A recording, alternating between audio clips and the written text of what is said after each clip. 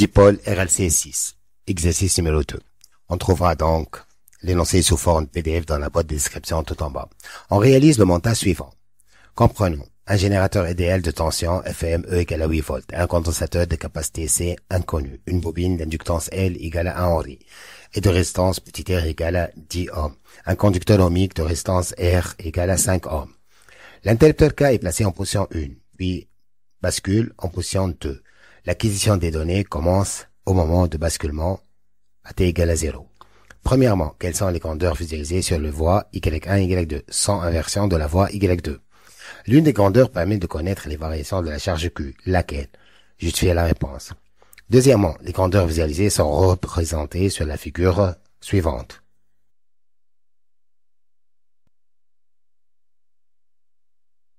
Petit a, associer les courbes 1 ou 2 au Y1 et à Y2. Petit b, quel est le phénomène observé? Troisièmement, en admettant que la pseudo-période est sensiblement égale à la période propre de l'oscillateur, calculer la valeur de la capacité C. Quatrièmement, petit a, donner les expressions des énergies électrostatiques E, électromagnétique et magnétique EM, en fonction des tensions EAM et EBM. Petit b, écrire l'équation différentielle en EAM de t. Petit c, montrer qu'il y a perte d'énergie dans le circuit en déterminant la variation élémentaire de l'énergie totale de l'oscillateur. Petit d, calculer l'énergie dissipée par l'oscillateur entre les instants t1 égale à 0 secondes et t2 égale à 0,375 secondes. Réponse. Premièrement, à la tension UC au bord du condensateur sur la voie 1 et la tension UR du résistor sur la voie 2. UC égale à Q sur C, donc UC et Q sont proportionnels. Donc à partir de UC de T, on peut connaître les variations de Q de T. Deuxièmement, petit a. À T égale à 0, le condensateur est chargé. Donc I égale à 0 et UR de 0 égale à 0. Donc la courbe 1 correspond à UC de T et la courbe 2 correspond à UR de T. Petit b, le phénomène mis en jeu, oscillation électrique libre amortie. Troisièmement, d'après le graphe, la pseudo-période est t égale à 0,05 secondes. La période propre T0 est pratiquement égale à la pseudo-période T, d'où T après égale à T0 égale à 2pi racine de LC. En élevant au carré, ça fait T0 carré égale à 4pi carré LC, d'où C égale à T0 carré sur 4pi carré L. Ça fait 0,05 au carré sur 4pi carré fois 1, ça fait 6,33 10-5 farad.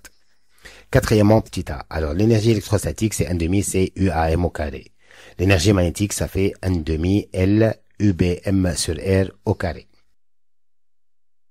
Petit b, d'après la loi des mailles, on a un somme de U égale à 0. Donc 0 égale à UB plus UC plus UR. Donc égale à RI plus UAM plus LTI sur DT plus petit RI.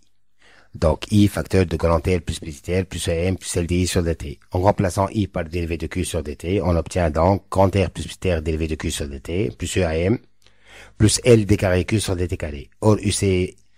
Or UAM égale à UC égale à Q fois C, donc ça fait R plus petit R fois C fois dérivé de UAM sur DT, plus UAM plus LC d carré UAM sur DT carré égale à 0. En divisant par LC, on obtient donc d carré UAM sur DT carré plus R plus petit r sur L dérivé de UAM sur DT plus UAM sur LC égale à 0. C'est l'équation différentielle donc d'un oscillateur électrique en régime amorti.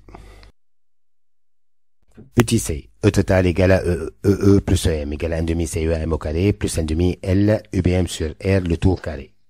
Donc, dérivé de E sur DT égale à 1,5 C fois dérivé de EAM au carré, ça donne 2 EAM dérivé de EAM sur DT plus 1,5 L sur R au carré fois dérivé de UBM au carré, ça donne 2 UBM dérivé de UBM sur DT.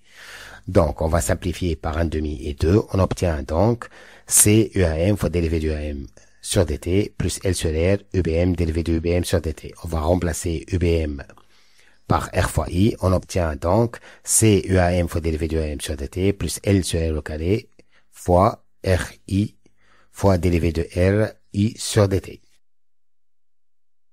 Alors, donc RI fois R, ça donne donc R au carré, on va simplifier par R au carré, donc on obtient C UAM dérivé de EAM sur DT plus LI DI sur DT.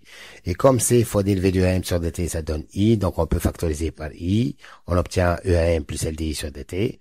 D'après l'équation différentielle, EAM plus LDI sur DT égale à moins grand T plus RI.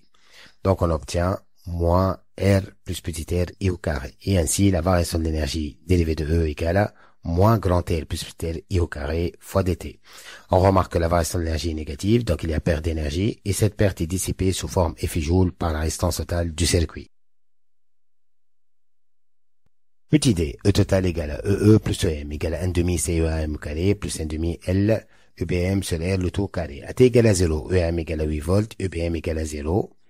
Donc E0 égale à 1 demi CEAM au carré. Donc, E0 égale à 1 demi CEAM au carré, ça fait 2,025 10-3 joules. À t égale à 0,0375, on a EAM égale à 0, EBM égale à moins 0,2 volts, donc E 0,0375 égale à 1 demi L UBM au carré sur R le tout au carré. Donc, on obtient 8 10-4 joules. Et ainsi, l'énergie dissipée est égale à E0 moins E 0,0375. Ça donne donc 2,025 10-3 moins 8 10-4. Ça fait 1,225 10-3 joules.